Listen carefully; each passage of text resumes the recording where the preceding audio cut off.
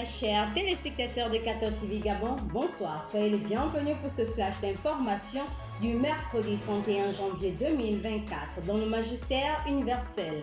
Au cours de l'audience générale de ce mercredi 31 janvier 2024, le Saint-Père a poursuivi sa catéchèse sur les vices et les vertus tout en définissant la colère comme un vice omniprésent et destructeur des relations humaines. En effet, le pape François a assuré que si la colère devrait être surmontée par le pardon et la réconciliation, une personne qui ne serait jamais en colère ne serait ni chrétienne ni humaine. Il faut plutôt trouver la juste mesure des passions et contrer la colère avec la bienveillance, l'ouverture du cœur, la douceur et la patience. Toujours au Vatican.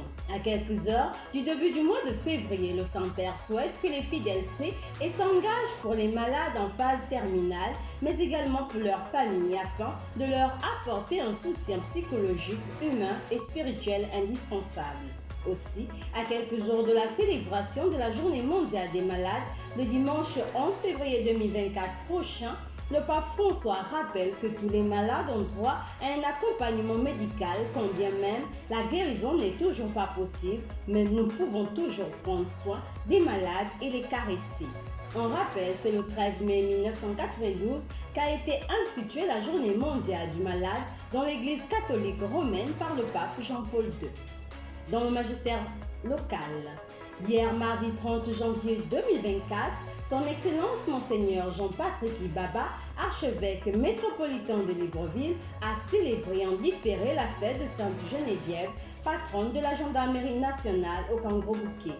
À cette occasion, en présence du chef de l'État, le général de brigade Brice Clotaire Oligui-Nguema, il a béni la stèle du premier commandant en chef de la gendarmerie nationale, le général Georges Koma, qui dès cet instant donne son nom à l'ancien camp Gros-Bouquet sur l'instruction du président de la République.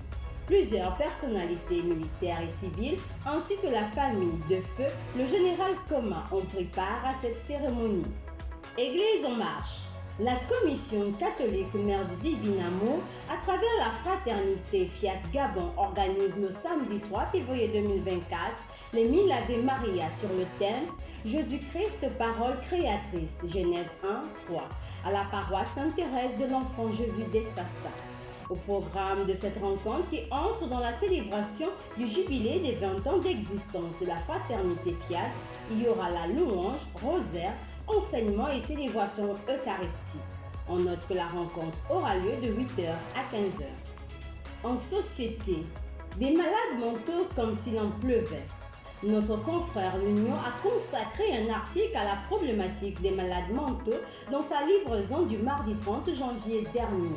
La question qui se pose est celle de savoir comment venir à bout de cet état de fait. Pour le docteur René Dopé Koumou Ambouroué, il faut sensibiliser les jeunes aux méfaits de la consommation des drogues, ce qui éviterait d'entrer dans ce processus de maladie mentale. Il faut également sensibiliser les familles aux signes d'alerte sur la folie comme les changements brusques de comportement. À noter qu'au Gabon, la maladie mentale reste encore un sujet tabou.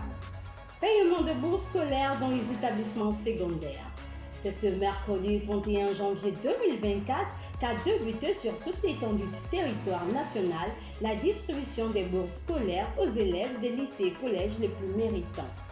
Que l'on soit à l'Institut Immaculée Conception de Libreville ou dans les autres établissements scolaires, la distribution des bourses est effective. Une satisfaction pour les élèves au regard de la mise en pratique de la promesse faite par le président de la République, chef de l'État, le général de brigade Brice Clotaire Oligui-Nguema de sa prise de pouvoir. Pour conclure, un mot sur la problématique de la conservation de nos archives et de notre patrimoine culturel dans l'Église. Il semble en n'en point douter que les anciennes générations de missionnaires avaient une culture poussée de l'archivage et de la documentation. Ils avaient des diaires et des cahiers sur lesquels ils écrivaient dans les moindres détails le déroulement de leur journée dans les missions, ainsi que les événements marquants de leur tournée pastorale dans les chapelles des villages. À ce titre, par exemple, nous avons le récit de voyage de l'abbé André Raponda Walker en pays des Ishogo, le 26 août 1907. D'autres missionnaires collectionnaient des timbres, des oiseaux et diverses espèces de la faune et de la flore gabonaise, ce qui constitue aujourd'hui une mine d'informations pour le développement de la recherche scientifique. Il semble que cette culture des archives et de la documentation se perd peu à peu avec les nouvelles générations. Que faire? Nous y reviendrons dans nos prochaines éditions. Chers téléspectateurs de 4 TV Gabon, c'est ainsi que s'achève votre flash d'information de ce mercredi 31 janvier 2024. Nous vous remercions de l'avoir regardé. On marche vers les 200 ans de l'histoire de l'évangélisation de l'Église catholique au Gabon. Gardons la foi, l'espérance et la charité.